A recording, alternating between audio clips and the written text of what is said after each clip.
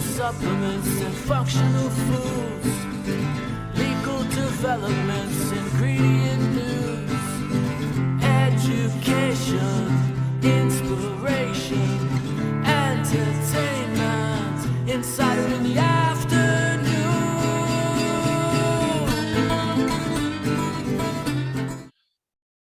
Hey everybody, welcome to another edition of Insider in the Afternoon.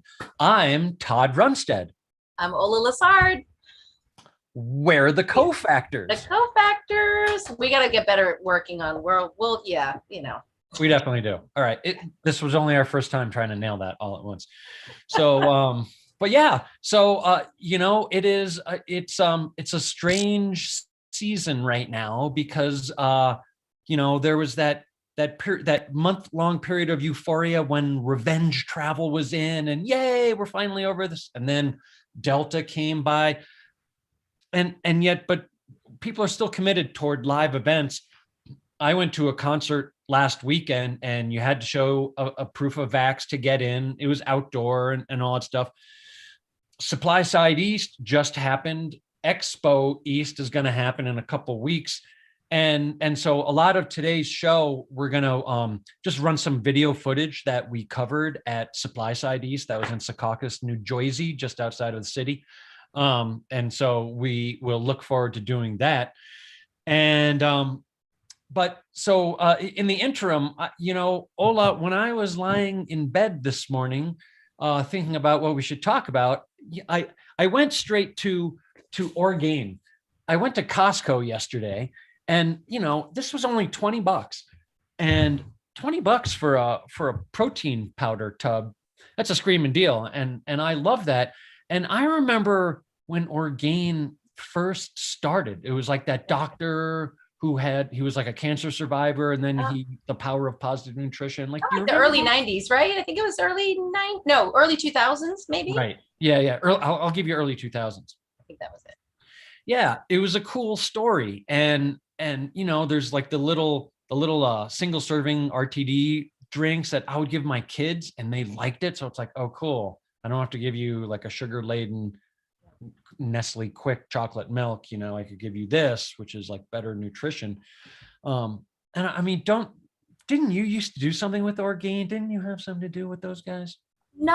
Only the tiniest thing. So when they started, I believe one of their big sort of backers, I don't know what the exact relationship was Gary Hirschberg, who was the founder of Stonyfield Organic Yogurt, right. And of course is a super huge advocate through the years for not only organic but non-GMO, labeling and all that stuff, and an icon in the industry and advocate for organic stuff. But I think he was really involved and sort of helped Orgain get off the ground. And I was doing a lot of consulting. Stonyfield was a client of mine for many, many years when I was a strategic marketing consultant. And I think, Orgain was just getting going and they needed help with their packaging. And I think they kind of were like, hey, can you help these guys that we're trying to launch? And I believe that I may have written the first romance copy for their initial product. So I actually knew a fair amount about them because, of course, to do that, like you write 3 sentences that sound pithy, but you do like, a day's worth of research to make sure you know your stuff. So yeah. Cool company though, because and I remember the story and I remember the fact that when he was going through his treatments, he was looking for, if I recall correctly, and this was a long time ago, like healthy things to kind of, supplement his diet that he could do. And it was all kind of these more chemical, I'm not going to name any names, but like, the stuff that, they have marketed to older folks and, that really weren't organic and didn't have good ingredients and all that. And that was kind of, I think it was one of those classic supplement, ingredient stories where somebody creates it for themselves. Right. And then realizes, oh, other people would like this too. Yeah. And I love the romance copy. I mean, I'm just gonna, if I didn't have a girlfriend, I would throw that line around in bars to see how far that would get me. Let me throw some romance copy lines at you. But anyway, so that's neither here nor there. But so it's interesting. It has like 50 superfoods on it, and it's got like acai and chia and all the things, and so it got me thinking. Okay, so there's 50 superfoods in a scoop. How many fractions of a blueberry am I like actually, getting in one of that. Like it's so infinitesimally small, but you add it all up and all of a sudden you have like a bunch of powder with maybe a speck of 50 different things. All right, so maybe you have like 3 or 4 grains of 50 things in it, and there you go. Sure, fine. It all adds up, right? It's the little things in life. You take a supplement pill, you do a little exercise, maybe some mindfulness work, everything in moderation, including moderation. And as I like to say, yeah, interesting stuff. And then, so it got me thinking, there's this like far-flung global supply chain, and COVID has brought up a lot of supply chain issues where there's a lot of people who are like trying to like, okay, we can't get everything from one source anymore. We have to diversify. And so it got me thinking of like, well, instead of acai, how about blueberries? That's in North America, right? Instead of chia, which is like South America, how about flax? That's from like just over the border, right? Like, can you think of any other things that we could like source locally that's still like nutritionally dense kind of thing? Oh my gosh, I think we've gotten rid of so much of it. I know there are a ton of other ones. I think we talked about some of the, well, blueberries is a great example. I mean, huge product of Canada, right? In terms of sweeteners, you have your maple sugars instead of, some of the other stuff that comes from other parts of the Right. world. But yeah, I mean, Apple peels, cranberry peels. yes, Cranberry Cape used to just Cod. be all about the juice, and now it's like, oh yeah, about the skin. Like they would throw away the cranberry skin, like feed it to pigs or something like that. So even like probiotics, like that's like fermented in a tank. That's like perfectly sustainable and Yeah. quite local. So I feel like there's room for like, like a local, even if it's just like, like a North American powder, like that might appeal to some people. Maybe, like there's niches all around. We'll work on that. We'll come out with the cofactor super powder. Right? Coming Corn soon and to a store soybean. near you. There's good things in soybeans. I think we get vitamin E from soybeans or potatoes or like the skin. Like so it's weird. Anyway, a little food for thought for sourcing and marketing and positioning products. And speaking of which, you could source a lot of ingredients at SupplySide Show. And so we've got our own Steve O. Myers, and he sat down with Bill Giebler, who is the head honcho at Nutrition Business Journal, which is part of us at Informa. And they were at SupplySide East, and they kind of talked about the show. And so, Charlie, why don't you run that little talk that they had? It's about 10 or 12 or 13 minutes, something like that. Really insightful stuff. And so, roll them. Okay, hey Bill. This morning there was a great presentation, well packed, and you reviewed some of the top trends the industry is facing in this post-pandemic era. Let's call it the post-pandemic era anyway.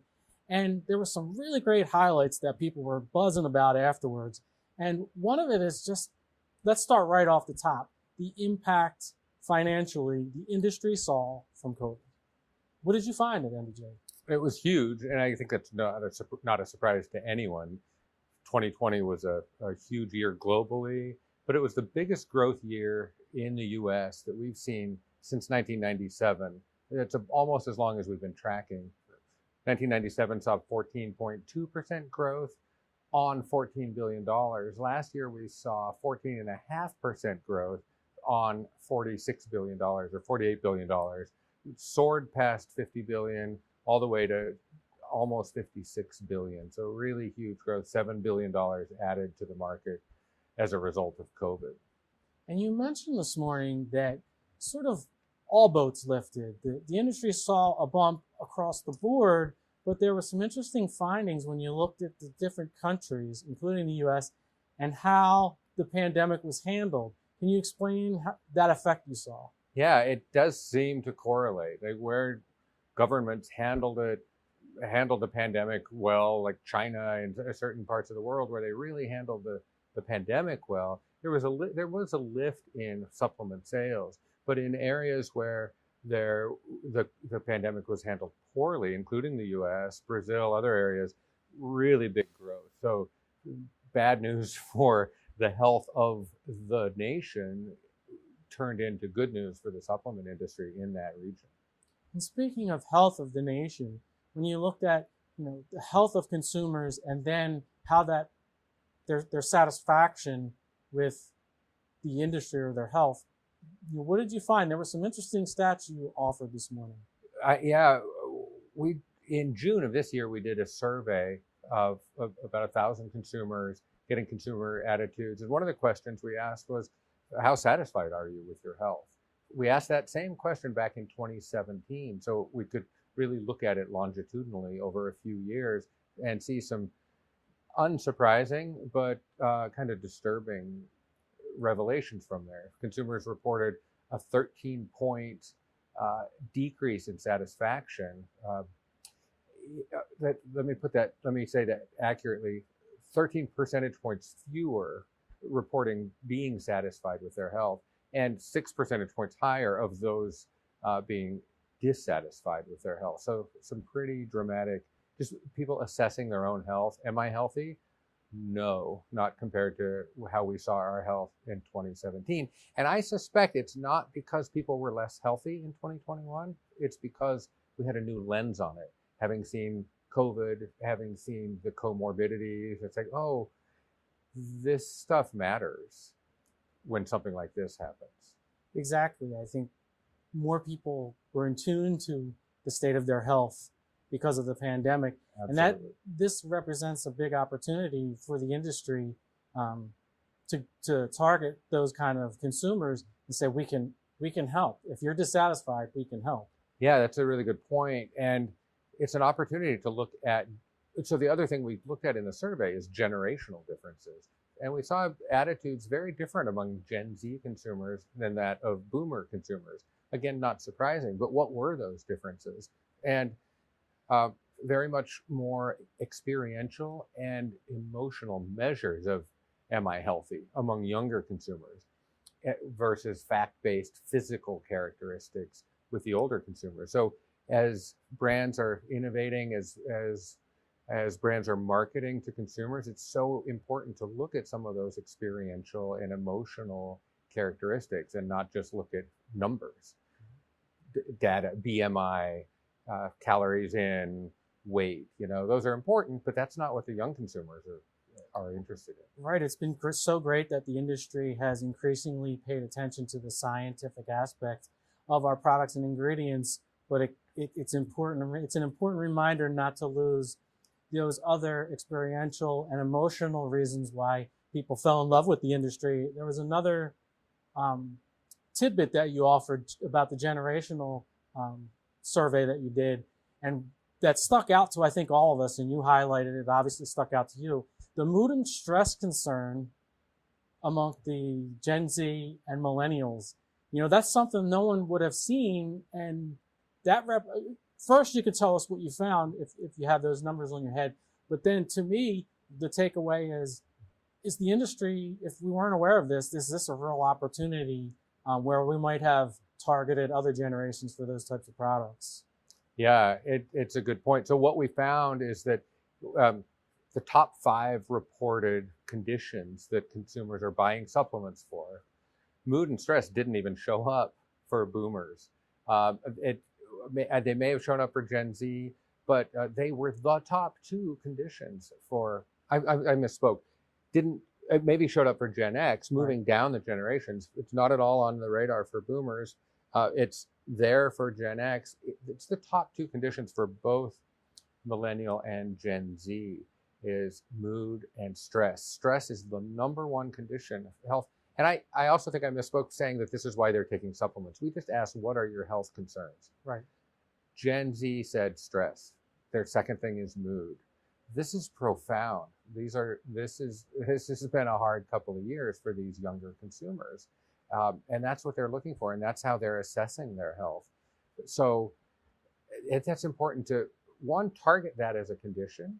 But even if you're targeting a different condition, understand the mood implications and the stress implications of weight management, the mood implications and stress implications of any physical limitations or any of these things. Just understanding how to talk to those consumers, I think, is a big takeaway there. Right. That's a great point. Not just about targeting condition, but what it says about the consumer and how that relates to other aspects of that consumer's health approach and purchasing. I mean, on that note, you made some interesting points about how finished supplements or finished natural health products are marketed. We were so used to them being marketed one way, and then they started to be marketed towards condition. We saw products that were geared just toward a condition, not just here's X herb or here's vitamin D, but let's target it to a condition. And now that's escalated even further. And I had no idea really it was doing this. So I think it was a great tidbit for the audience, but it's moved into a focus on benefits. Maybe you can explain that more for us. Yeah, I think the move to conditions has been happening over a couple of decades. It's not really new, but it still kind of feels new. Consumers, yeah, they're looking for vitamin D, they're looking for calcium, they're looking for magnesium or ashwagandha even. But I think more pertinent to consumers is the condition that they're treating. So we've seen that again over the last couple decades really emerge. What's happening now in just the last couple of years is savvy brands marketing to the benefit rather than the condition. And so we're seeing, I think I showed some examples of with words like joy or peace or love. Mm-hmm. We're seeing those on the front panel, love, peace, and so they're really selling to that benefit rather than to the condition or this sense of an ailment or something's wrong with me. And I think I think we're going to see a lot more of that trend.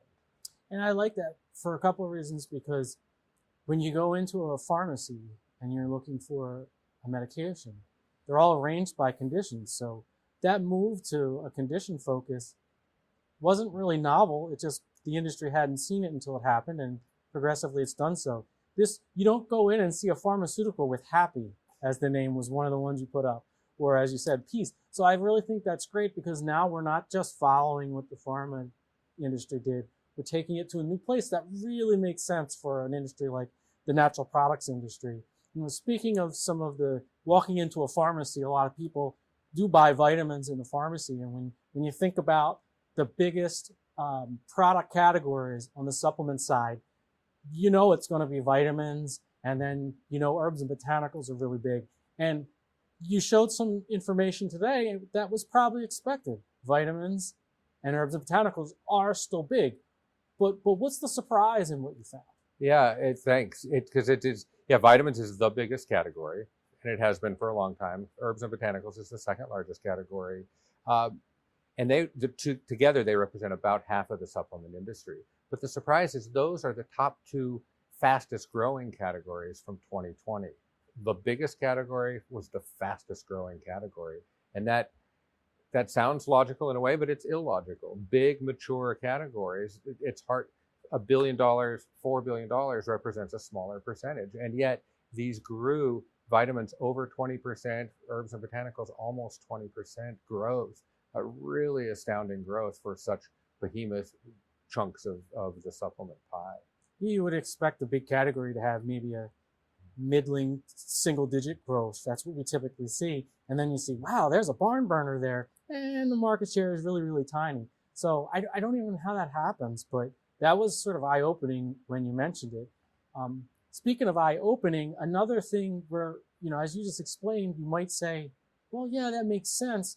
But at the same time, there's a nuance or a surprise to it, and that's the march of e-commerce, right? So e-commerce has definitely been trending in the industry. So that in itself wouldn't allow it to make your top 10 or your top trends in the industry in such a session.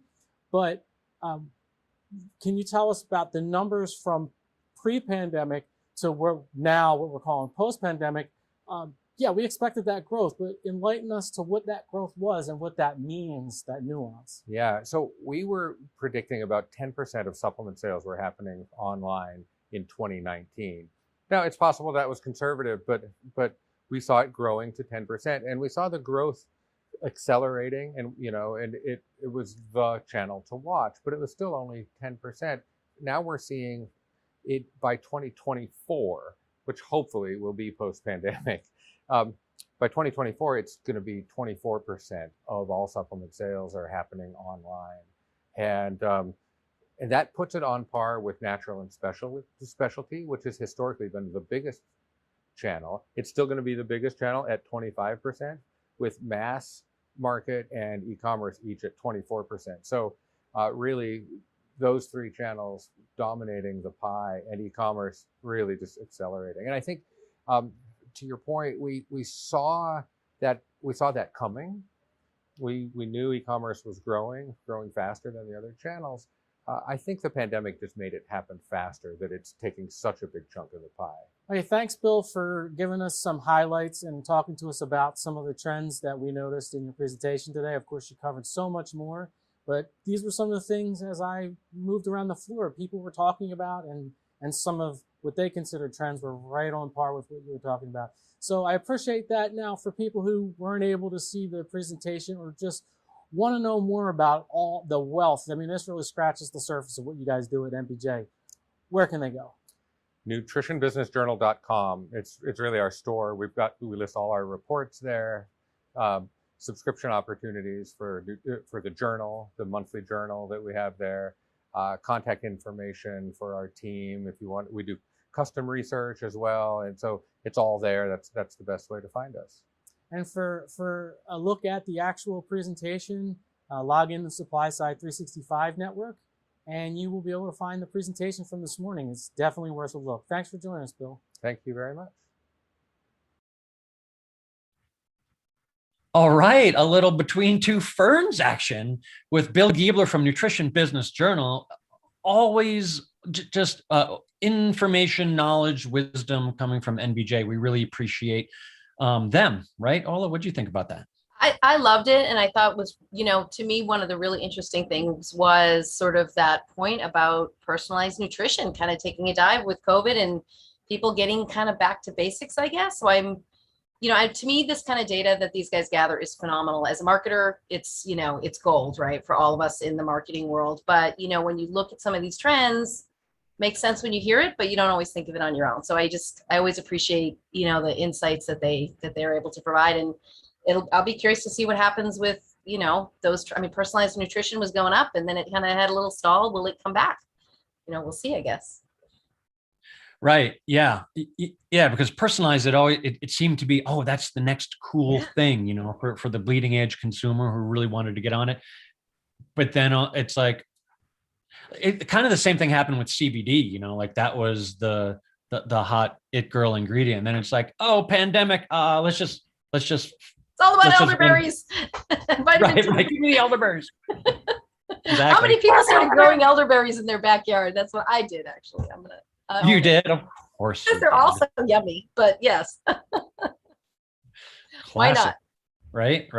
All right. So now we've got our own Sandy Almendarez, who spoke with Len Monheit, who is from the Trust Transparency Center, all in on transparency. That's definitely important. It's a fact of life for Gen Z, right? I mean, it's just expected anymore. And so Len, he's been a veteran of the industry for decades now. And they got some. Let's tune in, see what they've got to say here. Hi everyone, I'm Sandy Almendarez, Content Director at Informa Markets, and I am on site at SupplySide East in Secaucus, New Jersey. Yay! We're back on the East Coast after a long time. And I am so happy to be sitting here with Len Monheit, who is the CEO of Trust Transparency Center. Hi, Len. Hello, Sandy. So good to be here. So good to be out with folks. Yeah, absolutely. So you flew in from Chicago just yesterday, I think? Got in yesterday and climatized a little bit and wandering around the show today. And there's some good energy out there. Oh, good. So how have you been? You haven't been traveling. You are a traveler, so this is different for you this past year and a half. It has been a rough time, and I'm energized to be doing that. Had to reinvent myself and reinvent myself in my dining room and Zoom calls like all of us have. It's just not the same. So what is the new Len if you've had to reinvent yourself? It's getting dressed every day, so I do that. It is definitely making my coffee and sitting there in front of my camera, and usually it's a call starting at 7:30, and often if you're doing Asia, it's a call at 7:30 in the evening and stuff like that. So it's a lot of screen time, and then some discipline to sort of get out and around, force yourself. I'm in an apartment, so a little bit of a process to get out and around. Yeah, true. Well, I'm happy that you're out and around here, not in your apartment in Chicago. But besides for talking just about the Len 2.0, if that's what we're calling you. We're going to talk about this Ingredient Transparency Insights Supplement Consumer Survey that your group puts on. So tell me a little bit about this survey. Yeah. So this is the 4th year. We're actually just processing the results for 2021. 2020, we expanded beyond US supplement consumers into the UK and Germany. And we do a lot of deep work, as I think you know, in some critical categories that we've been watching for several years. Do a lot of work in prebiotics, a lot of work in collagen, a lot of work in curcumin, some K2, astaxanthin. So we have been surveying US consumers and now UK and German consumers about supplement buying behaviors, what they buy, why they buy, what the critical decision processes, what transparency means, what branded ingredient means. But because we do the deep dive in our categories, we're able to benchmark against other categories like probiotics, omegas, vitamin D, multivitamins for awareness and health concerns. So we've got a really good insights deck that is robust. It's tested over the course of multi-years now. So it's a good year-on-year trends. Obviously, COVID over the course of the last couple of years has had an impact. As we process 2022, we'll be able to see what's sustainable about that impact. And we're getting some really good things of why people buy prebiotics. What do they look for on the label? Why they buy K, and do they look for other ingredients within their K? What's the value of branded ingredients? Will consumers pay a premium? How much? And what aspects of branded ingredients do they really resonate with? Is it the clinical research? Is it the logo, that intel inside, that identification? Or is it just the inherent trust? Is it marketing? All of those types of things we've been able to elucidate with a real supplement supply chain ingredient focus. That's so interesting. And you brought up the branded ingredients, so I want to go there. And I've already asked you this question on the show floor, which pulled you into this room. That branded ingredients, how do the customer, or that is the survey takers, know what you're talking about? If I went to even like my husband, right, and I said, what do you think about branded ingredients? I'm not sure he would know what that meant. So how do you know that? And I've known from surveys that we conduct of our audience that sometimes I'll say something and they're responding to a different question than what I'm asking. Yeah, so we may have a little bit of a false positive, because what we do say is, here's a definition and here's the common attributes of a branded ingredient. And that prefaces that section. And then they say, okay, if you're a user of this particular supplement, how likely are you to buy a branded ingredient, or a supplement containing a branded ingredient? And what aspects of that branded ingredient resonate with you? And so, yes, it's a false positive because you're leading them to a certain extent. But what we're able to do is measure across categories. Mm-hmm. So certain categories over-index in this buying motivation, the elasticity, and the price premium. So for instance, we can say, incidentally, that collagen supplement users are more highly motivated to buy branded ingredients and pay the premium than some other categories. That is really fascinating. I mean, and of collagen of all categories, that's probably not one I would have guessed. And exactly. And also we do the same thing with transparency signals, trust signals, sustainability. So for instance, prebiotics are an interesting ingredient set because a lot of them are upcycled, or they're from spent, or supply chains that are not necessarily mainstream. So prebiotics consumers over-index with sustainability relative to a lot of other categories. So it's nice validating, but it also gives the companies we work with positioning and story opportunities that they can really leverage and utilize this information. Yeah, that is really, really fascinating. So how do you said benchmark, right? As the years have gone by, you can compare. What differences have you seen in the past 4 years? Let me see. I think many of the ingredients are now used for diverse health conditions. So it used to be an ingredient health condition, almost one-to-one correlation. We're getting multiplicity of answers, I think, especially over the course of the last 2 years. So prebiotics, that cognitive. You're getting collagen both for the joint sport applications and beauty. K2, cardiovascular, but also bone, and also some other energy related. So there's a diversity. So consumers are associating the ingredient sets we query with a broader range of health conditions. And also this elasticity of branded ingredients and some of the purchasing spend by category is also increasing. It's so interesting. So there are several consumer surveys within our industry. What makes this one different than all the others? So it is with an ingredient up supply chain, dietary supplement and dietary supplement consumer focus. And I know that there's other aspects of that, but everything that I've just sort of done, A plus B plus C plus D, I think is pretty unique. Very much supply chain oriented, very much critical issues, resident issues. Is it worth it to invest as a branded ingredient company, and what aspects should you invest? This is the type of thinking that's gone into our evolution of this survey over the course of the 4 years. Got it. So, and you said you're analyzing the 2021 data right now, is that correct? So I've gone through prebiotics and collagen. Curcumin is next up on my desk. We've actually done some functional food work. We also do US dietitians, so we've got 3 years of that. But all the 2021 reports are going to be released over the course of the next 4 to 6 weeks. So how do people get their hands on them? So there's two different ways. They are a benefit of membership or support for one of our groups. We serve as the management for the Global Prebiotics Association, the Global Curcumin Association. We run the Collagen Stewardship Alliance. So they are deliverables for those groups, or they're commercially available from the ITC Center, so ingredienttransparencycenter.com, or from the TTC website. Excellent. Well, thank you so much, Len, for getting on a plane, coming here to Secaucus, New Jersey. It's always great to see you, and it's been too long for sure. It has been. It's so good to see you, and it's so good to be here with our community. Excellent. Well, thank you again. Back to you, Todd. Awesome. Well, Sandy and Len from the Trust Transparency Center, always full of knowledge and amazing. I don't know. Do we have anything else for the show today, Todd? Or we? I think we should be transparent and say bye-bye. We're gonna Bye, farewell, auf Wiedersehen, goodbye. Nobody wants to hear me sing. I know that's true. Oh, I definitely do.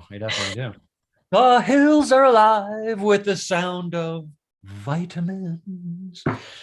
Yeah. Okay, kids. See you next week at Insider in the Afternoon. Thanks for joining us. Hola. Catch you later. Thanks, everybody. Bye now.